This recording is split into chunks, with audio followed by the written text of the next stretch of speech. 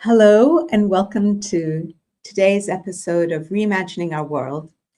Um, it's been a while. I'm happy to be back.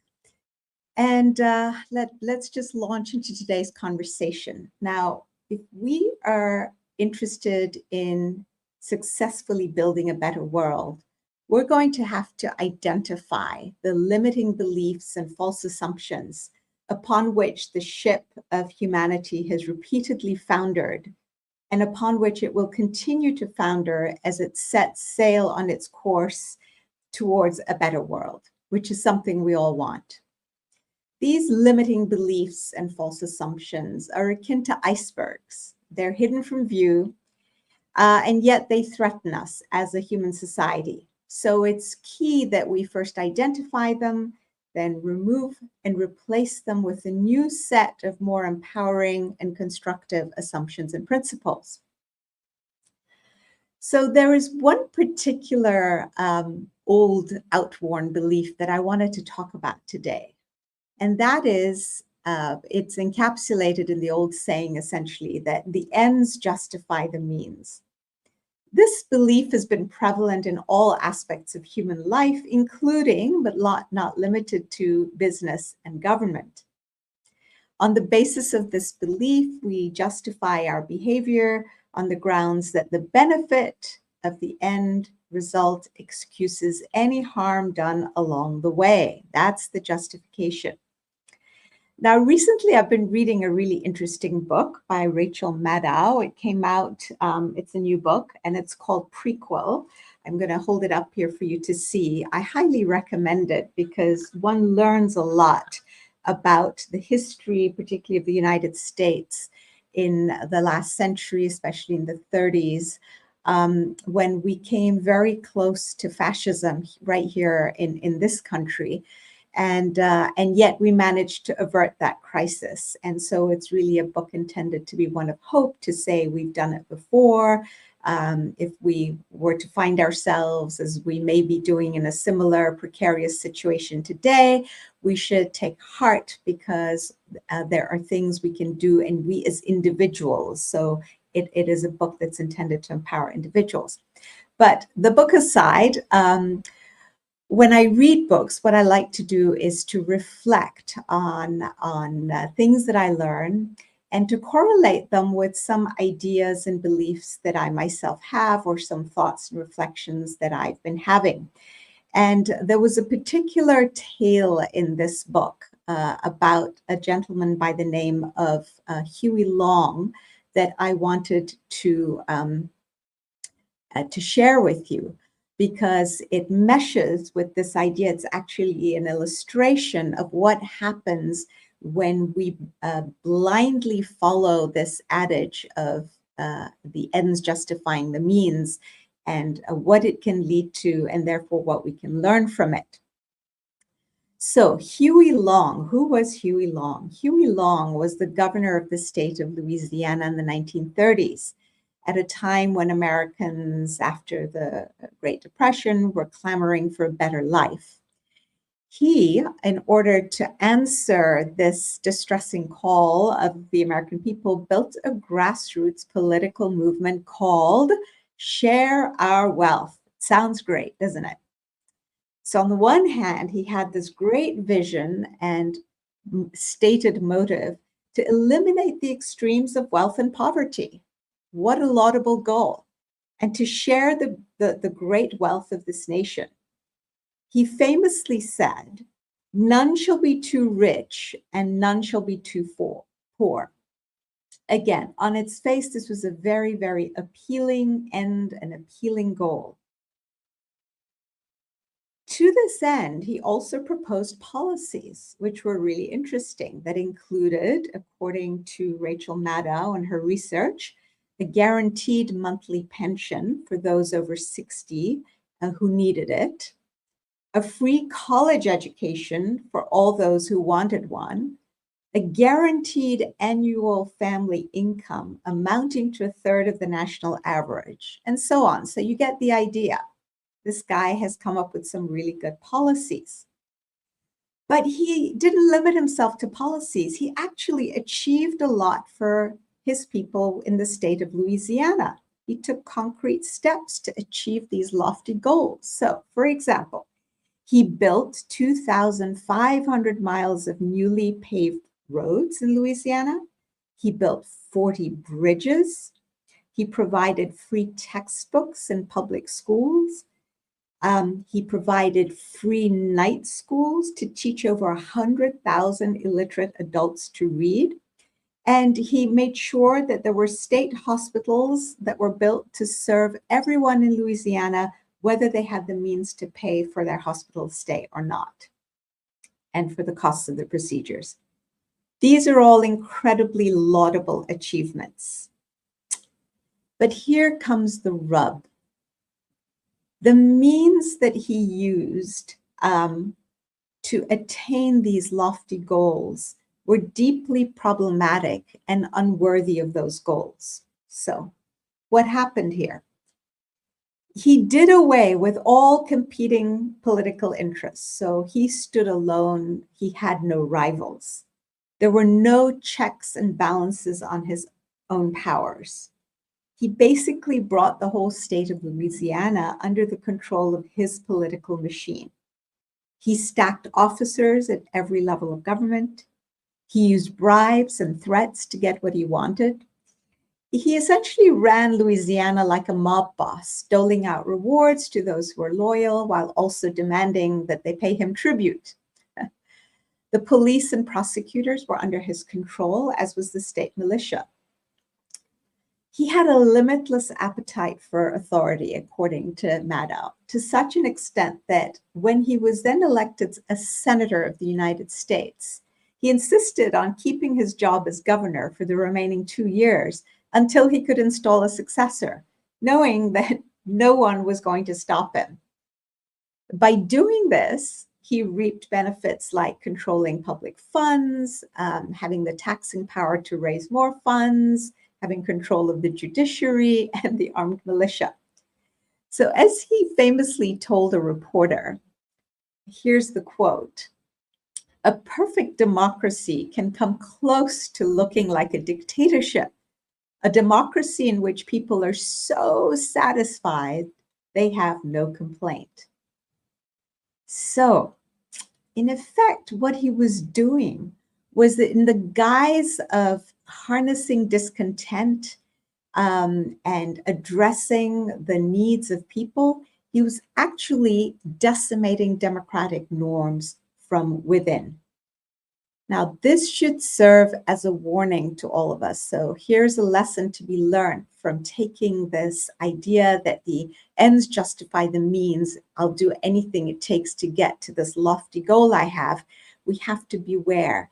And we have to train ourselves to be astute and always ask ourselves this question: what are the means that you're planning to employ in reaching this wonderful, lofty, sought-after goal? And what are the costs of employing those means? And are we willing, or is it worth it to us to shoulder those costs?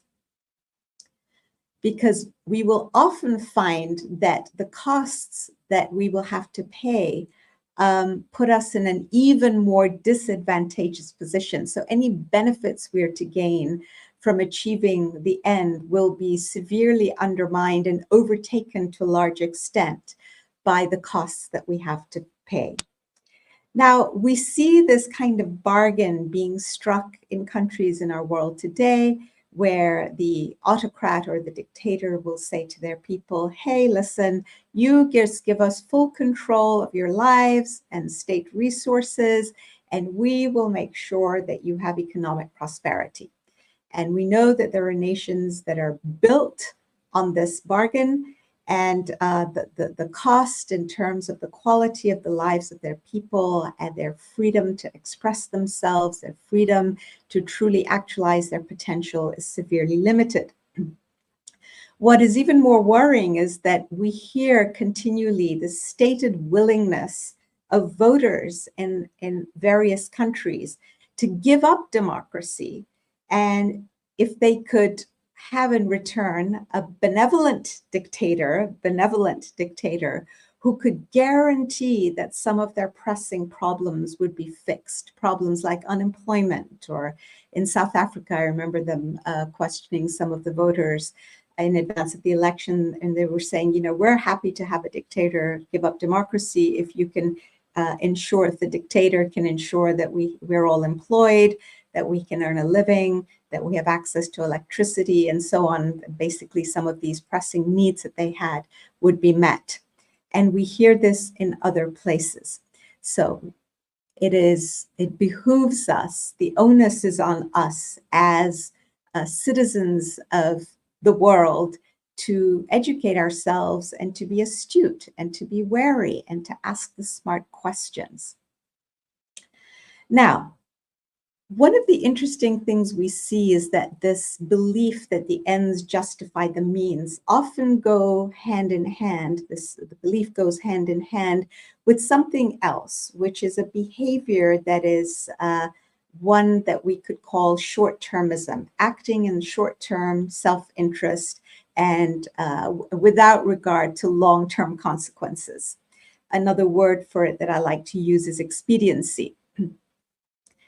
And we have to be careful about this again, because by employing short-termism, we find that not only do we not actually solve our current problems at root, we may temporarily quench the flames, but the embers continue to burn, waiting for another wind to blow and fan the flames.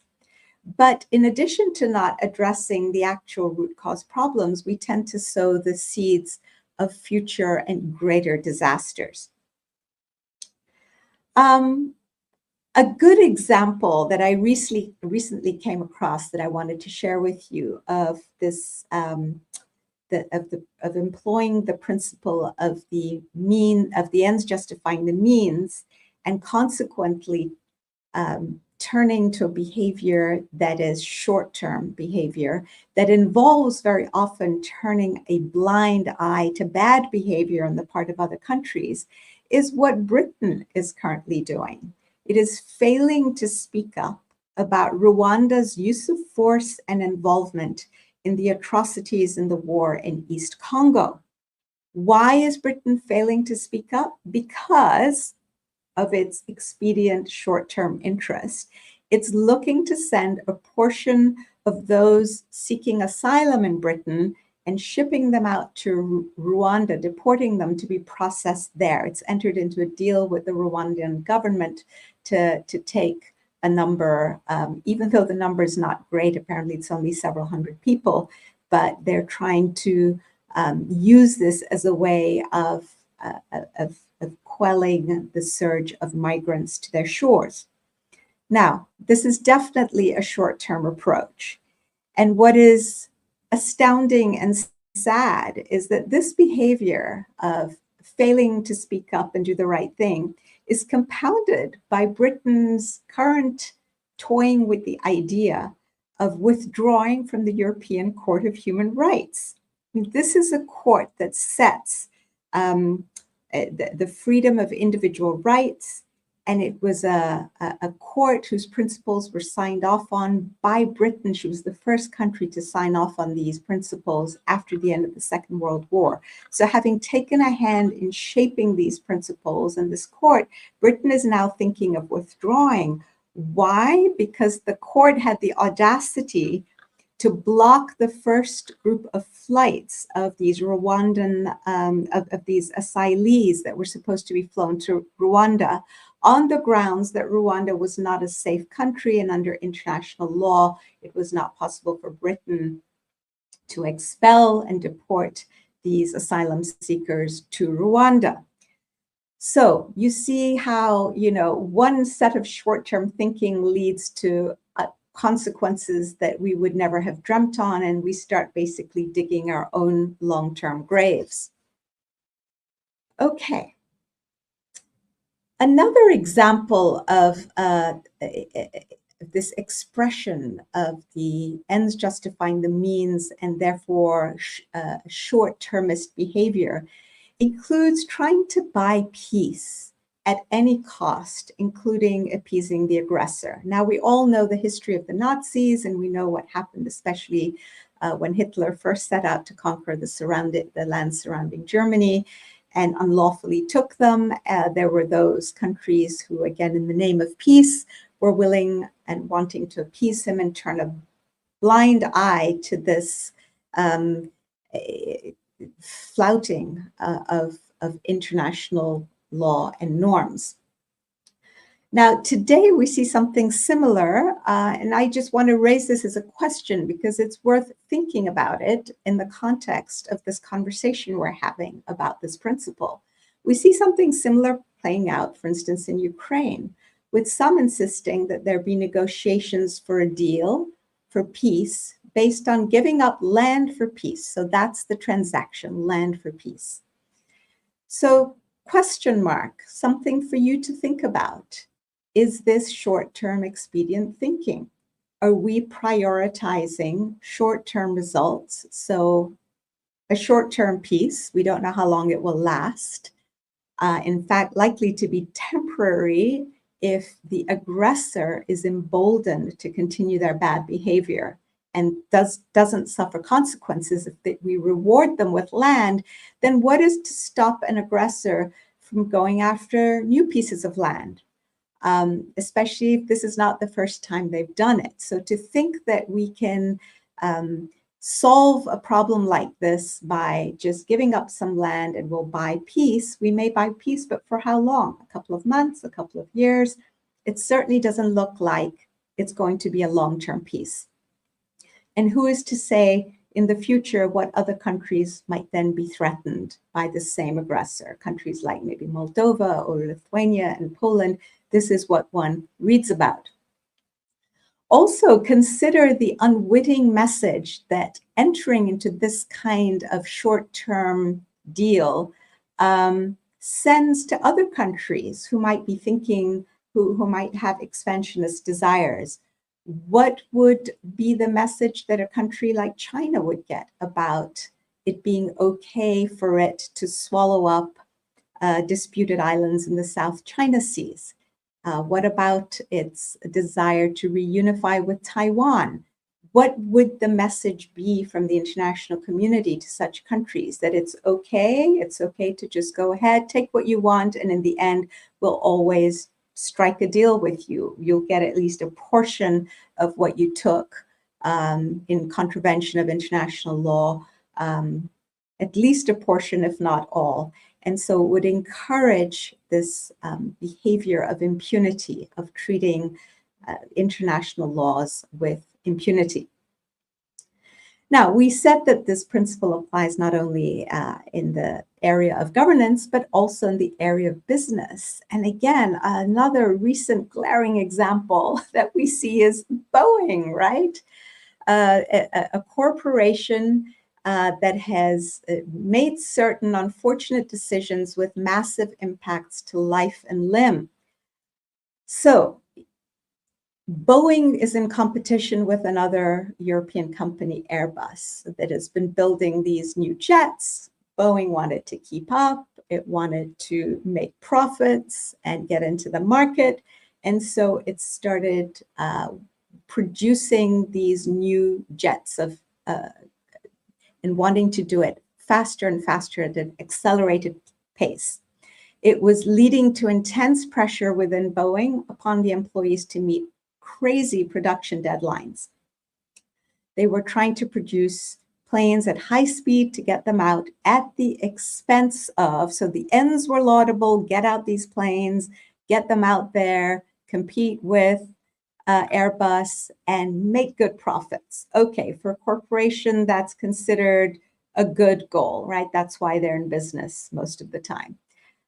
But at what cost? What were the means they employed? It was at the cost of getting things right. They basically ended up employing shortcuts in terms of quality control. So one of the engineers and aviation safety experts who was interviewed in a New York Times article said that he had seen workers assembling planes, trying to install parts that hadn't even been logged. So parts that had arrived from the supplier hadn't been logged or inspected to see whether they were defective or not. So they were just trying to kind of cut out as many parts of the process as possible in order to speed up production. Wires were routed incorrectly. Employees, in order to get their piece of the job inspected quickly, would go inspector shopping. So what happens there is that you then create relationships with inspectors who like you and who therefore are not as stringent in their monitoring and verification of your procedures. Mechanics building planes were sometimes allowed to self-verify. That means sign off on their own work. I mean, imagine this, you at work getting to write your own reviews, getting to sign off on your own work without your superior signing off. And to compound all these problems, new crops of workers that were being hired after COVID, when they had to get rid of a lot of workers, a lot of these new workers were less experienced, but Boeing didn't provide them, according to reports reported in the media, with sufficient training, and just expected them to somehow pick it up from their more seasoned peers. So suppliers were also struggling to keep up to meet quality standards while meeting the schedule of production of parts required by Boeing. And so it's no big surprise that the ends and the means employed were truly not worthy for the ends, especially since airplanes should be safe, since we all put our hands, our lives in the hands of these pilots and these airplane manufacturers every time we take a flight anywhere. So what can we replace this principle of the ends justify the means with? We can replace it with a new empowering constructive principle that the means must be as worthy as the ends. The journey to getting to the end is as important, if not more important, than the end itself. This in turn also requires that we replace the habit of expediency with a principled approach to both decision-making and to problem-solving.